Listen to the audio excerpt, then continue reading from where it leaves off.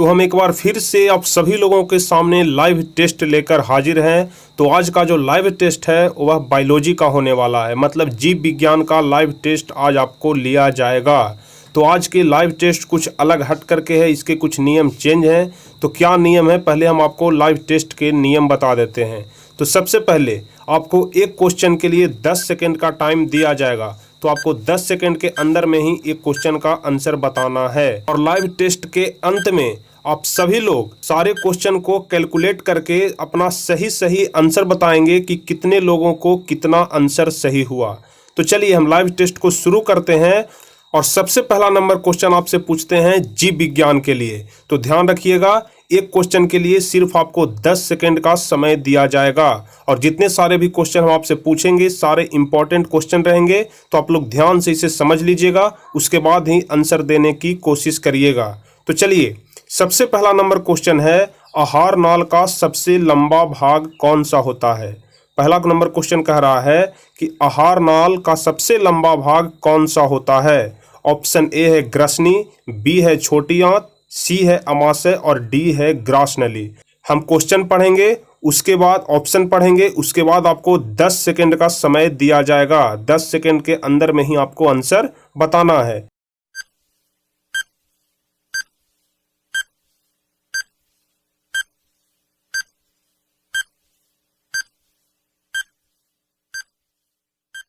पहला number question का सही आंसर हो जाएगा छोटी आंत। तो जितने भी स्टूडेंट छोटी आंत ऑप्शन में चुने हैं उनका सही आंसर है पहला का बी नंबर ऑप्शन सही हो जाएगा। आहार नाल का सबसे लंबा भाग छोटी आंत कहलाता है। अब चलिए दूसरा नंबर क्वेश्चन हम लोग देखेंगे, मानव हृदय में कितने कोष्ठ होते हैं। मानव हृदय में कितने कोष्ठ होते हैं। ऑप्शन ए है 2, ऑप्शन बी है 8, ऑप्शन सी है 1 और ऑप्शन डी है 4। तो बताइए मानव हृदय में कितने कोष्ठ होते हैं। दूसरा का सही आंसर कौन सा होगा।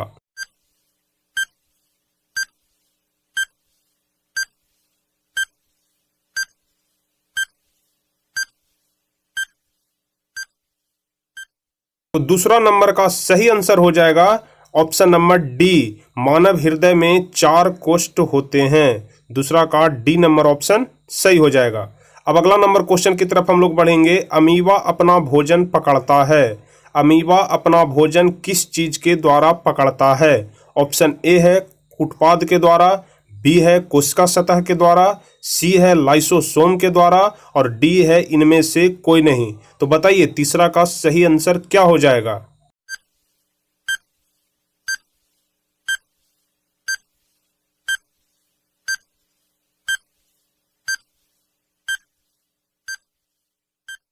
तो क्वेश्चन नंबर 3 का सही आंसर ए हो जाएगा, अमीबा अपना भोजन कुटपाद के द्वारा पकड़ता है। तीसरा का ए नंबर ऑप्शन सही हो जाएगा। अब चलिए चौथा नंबर क्वेश्चन की तरफ हम लोग बढ़ेंगे। इंसुलिन की कमी के कारण कौन सा रोग होता है। इंसुलिन की कमी के कारण कौन सा रोग होता है। ऑप्शन ए है घेघा, बी है मधुमेह, सी है क्रेटिनिज्म और डी है बौनापन। तो इंसुलिन की कमी के कारण कौन सा रोग होता है, आप लोग जल्दी से बतलाइए।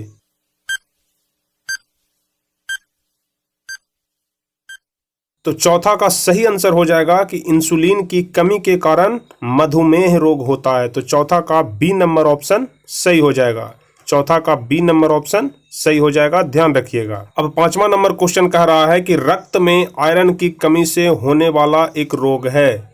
रक्त में यदि आयरन की कमी हो जाती है तो उससे कौन सा रोग होता है।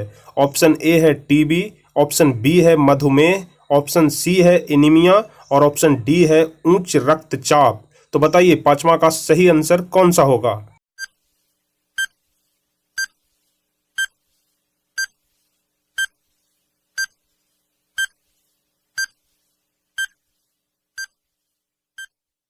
तो पांचवा का सही आंसर हो जाएगा, रक्त में आयरन की कमी से होने वाला रोग है एनीमिया। तो पांचवा का सी नंबर ऑप्शन सही हो जाएगा, एनीमिया। अब चलिए छठा नंबर क्वेश्चन की तरफ हम लोग बढ़ेंगे। निम्नलिखित में मादा ग्रंथि किसे कहते हैं। निम्नलिखित में मादा ग्रंथि किसे कहते हैं। ऑप्शन ए है अंडाशय को, ऑप्शन बी है अंडाणु को, ऑप्शन सी है अंडज को या फिर डी है अंडकोश को। तो छठा का सही आंसर कौन सा होगा? निम्नलिखित में मादा ग्रंथि किसे कहते हैं?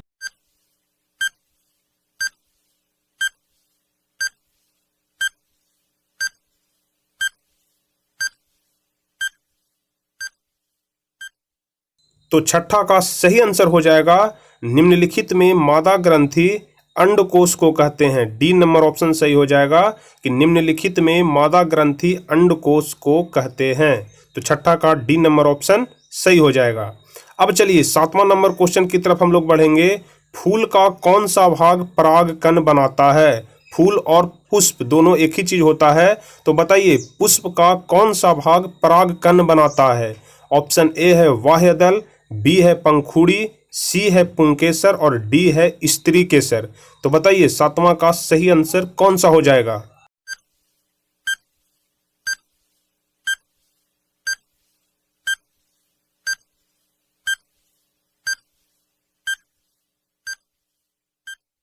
तो 7वां का सही आंसर होगा पुष्प का पुंकेसर वाला जो भाग होता है वह परागकण बनाता है। तो 7वां का सी नंबर ऑप्शन सही हो जाएगा। अब चलिए 8वें नंबर क्वेश्चन की तरफ हम लोग चलेंगे। हाइड्रा में किसके द्वारा अलैंगिक जनन होता है? हाइड्रा में किसके द्वारा अलैंगिक जनन होता है? ऑप्शन ए है खंडन, बी है कृत्रिम विधियां, सी है पुनर्जनन और डी है मुकुलन।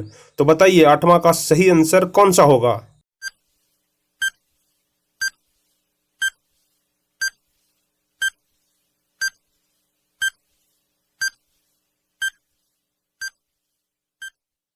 तो 8वां का सही आंसर हो जाएगा मुकुलन। हाइड्रा में मुकुलन के द्वारा अलैंगिक जनन होता है।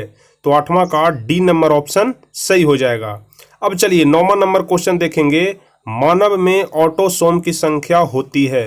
मानव में ऑटोसोम की संख्या कितनी होती है? ऑप्शन ए है 22 जोड़ी, बी है 23 जोड़ी, सी है 11 जोड़ी और डी है 24 जोड़ी। तो बताइए मानव में ऑटोसोम की संख्या कितनी होती है?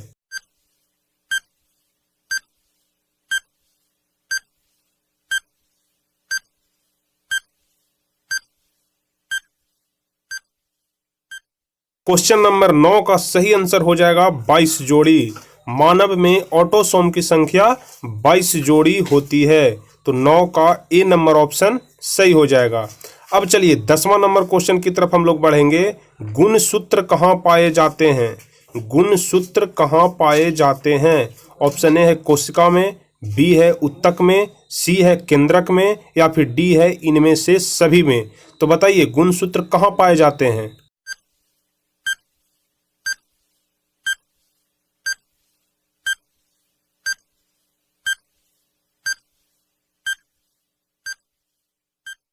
तो 10वां नंबर क्वेश्चन का सही आंसर हो जाएगा कि गुणसूत्र केंद्रक में पाए जाते हैं। 10 का सी नंबर ऑप्शन सही हो जाएगा, गुणसूत्र केंद्रक में पाए जाते हैं।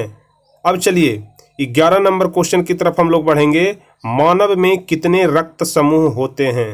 मानव में कितने रक्त समूह होते हैं? सारे क्वेश्चन हम आपको पीछे के वीडियो में ऑलरेडी बता चुके हैं, तो आप सभी लोग इसका सही आंसर बताइएगा। तो बताइए मानव में कितने रक्त समूह होते हैं?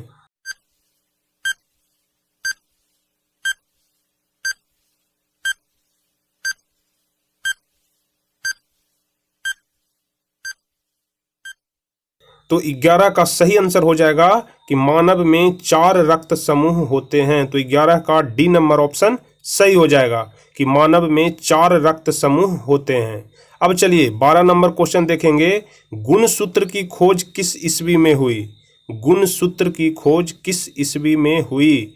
ऑप्शन ए है 1876, बी है 1870, सी है 1879 और डी है 1875। तो बताइए गुणसूत्र की खोज किस ईस्वी में हुई?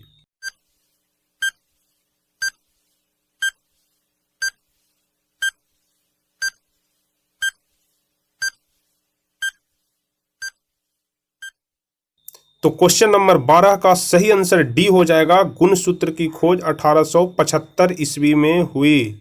तो 12 का डी नंबर ऑप्शन सही हो जाएगा। अब अगला नंबर क्वेश्चन हम लोग देखेंगे। मानव में ऑटोसोम की संख्या कितनी होती है?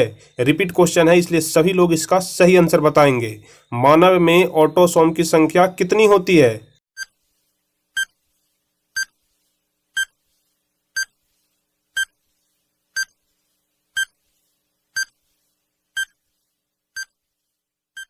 तेरह का सही आंसर ए हो जाएगा, 22 जोड़ी।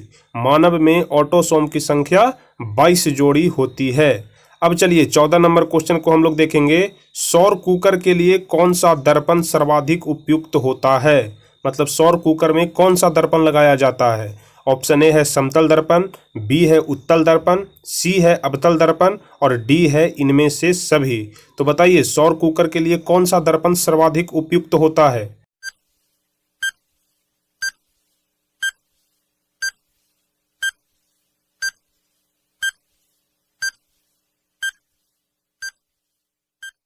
क्वेश्चन नंबर 14 का सही आंसर हो जाएगा अवतल दर्पण। सौर कुकर के लिए अवतल दर्पण का प्रयोग किया जाता है। 14 का सी नंबर ऑप्शन सही हो जाएगा।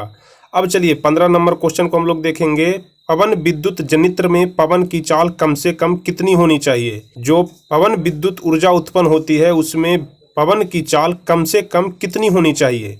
ऑप्शन ए है 15 किलोमीटर प्रति घंटा, बी है 150 किलोमीटर प्रति घंटा, सी है 1.5 किलोमीटर प्रति घंटा और डी है 1500 किलोमीटर प्रति घंटा। तो बताइए 15 का सही आंसर कौन सा होगा?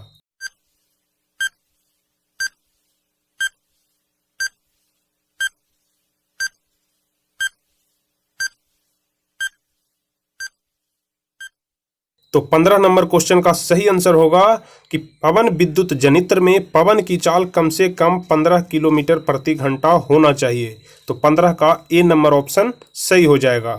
अब चलिए 16 नंबर क्वेश्चन को हम लोग देखेंगे। ऊर्जा का एसआई मात्रक होता है। ऊर्जा का एसआई मात्रक क्या होता है? ऑप्शन ए है कैलोरी, बी है जूल, सी है ताप और डी है न्यूटन। तो ऊर्जा का एसआई मात्रक क्या होता है बताइए।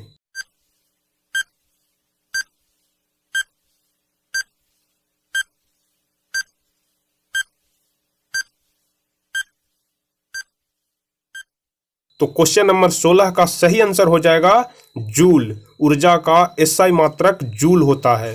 तो 16 का बी नंबर ऑप्शन सही हो जाएगा। अब चलिए 17 नंबर क्वेश्चन को हम लोग देखेंगे। ओजोन परत के अपक्षय के लिए मुख्य रूप से कौन जिम्मेदार है? ओजोन परत धीरे धीरे नष्ट हो रहा है, इसके लिए मुख्य रूप से कौन जिम्मेदार है? 17 का ए नंबर ऑप्शन है CO2, बी है SO2, सी है CFC मतलब क्लोरोफ्लोरोकार्बन और डी है NO2। तो बताइए 17 का सही आंसर कौन सा होगा?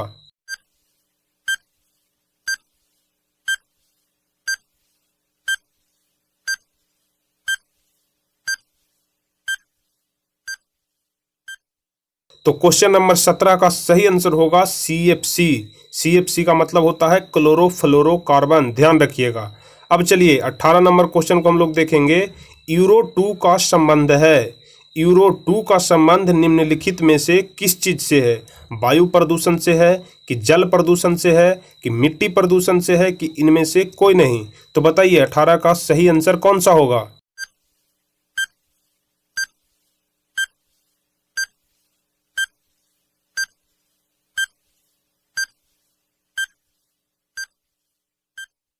तो क्वेश्चन नंबर 18 का सही आंसर होगा कि यूरो 2 का संबंध वायु प्रदूषण से है। तो 18 का ए नंबर ऑप्शन सही हो जाएगा। अब चलिए 19वां नंबर क्वेश्चन हम लोग देखेंगे। एक सर्वाहारी जीव है, इनमें से कौन सर्वाहारी जीव है? मतलब जो मांस मछली भी खाता हो और शाक सब्जी भी खाता हो, मतलब शाकाहारी भी हो और मांसाहारी भी हो। तो बताइए कौन इसमें से सर्वाहारी है? पहला ऑप्शन है बाघ, दूसरा है कुत्ता, सी है गाय और डी है उपयुक्त सभी। तो 19 का सही आंसर क्या होगा बताइए।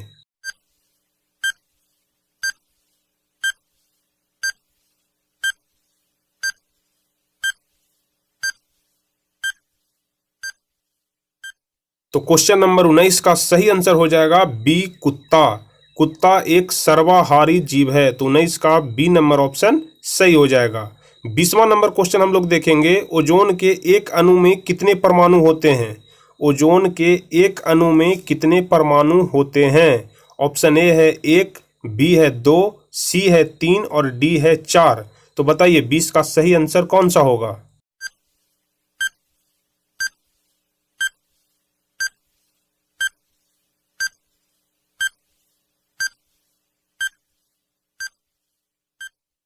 तो क्वेश्चन नंबर 20 का सही आंसर होगा 3। ओजोन के एक अणु में 3 परमाणु होते हैं। तो हम लोग जिस प्रकार से ऑक्सीजन को O2 लिखते हैं उसी प्रकार से ओजोन को O3 लिखा जाता है। तो चूंकि ऑक्सीजन के एक अणु में 2 परमाणु हो रहे हैं इसलिए ओजोन के एक अणु में यहाँ पर 3 परमाणु होंगे। तो 20 का सही आंसर सी हो जाएगा। अब चलिए 21वां नंबर क्वेश्चन हम लोग देखेंगे। चिपको आंदोलन का मुख्य उद्देश्य संरक्षित करना था। चिपको आंदोलन के बारे में हम आपको ज्योग्राफी वाले वीडियो में भी बता चुके हैं। तो बताइए 21 का सही आंसर कौन सा होगा। ऑप्शन ए है मिट्टी को संरक्षित करने के लिए, बी है वृक्षों को संरक्षित करने के लिए, सी है जल को संरक्षित करने के लिए या फिर डी है बिजली को संरक्षित करने के लिए। तो चिपको आंदोलन का मुख्य उद्देश्य क्या था बताइए।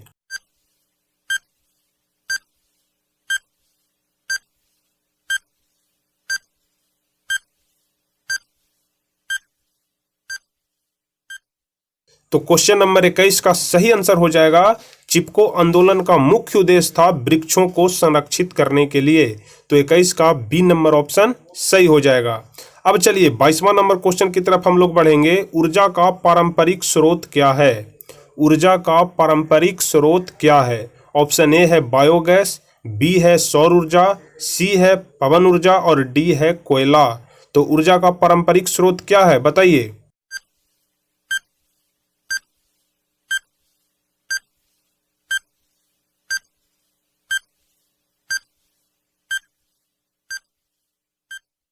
तो 22 नंबर क्वेश्चन का सही आंसर हो जाएगा कि ऊर्जा का पारंपरिक स्रोत कोयला है। तो 22 का डी नंबर ऑप्शन सही हो जाएगा कोयला। 22 का डी नंबर ऑप्शन सही हो जाएगा। अगला नंबर क्वेश्चन हम लोग देखेंगे। सीएफसी का पूरा नाम बताएं। ऊपर के क्वेश्चन में भी हम आपको बता चुके हैं। तो बताइए 23 का सही आंसर कौन सा होगा।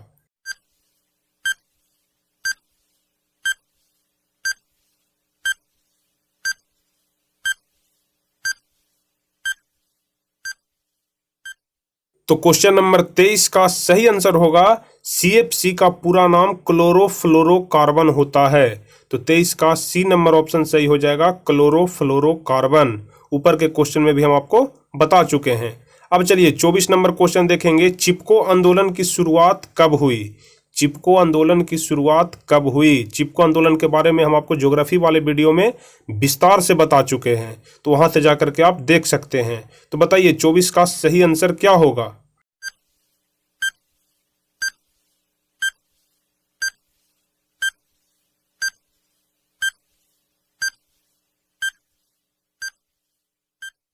तो क्वेश्चन नंबर 24 का सही आंसर होगा कि चिपको आंदोलन की शुरुआत सन 1970 में हुई थी।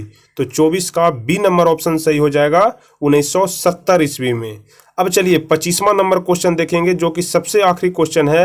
वायु में नाइट्रोजन की प्रतिशत मात्रा कितनी है। वायु में नाइट्रोजन की प्रतिशत मात्रा कितनी है।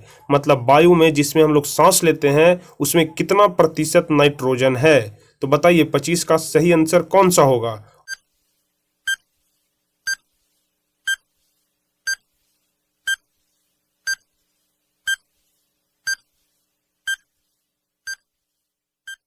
तो क्वेश्चन नंबर 25 का सही आंसर होगा कि वायु में नाइट्रोजन की प्रतिशत मात्रा 70% है।